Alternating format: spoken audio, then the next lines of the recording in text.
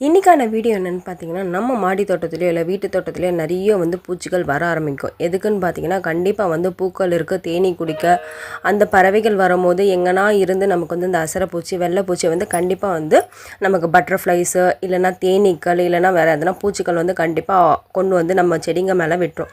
So அதுங்களை நம்ம control பண்ணுறதுக்கு ஃபஸ்ட்டு வழி என்னென்னு பார்த்தீங்கன்னா, அது ரொம்ப கம்மியாக இருக்கும்போது நீங்கள் பார்த்தோன்னே அந்த பூச்சிகளை எடுத்து நீங்கள் சாவடிச்சிருங்க, இல்லைனா கிள்ளி போட்டுருங்க.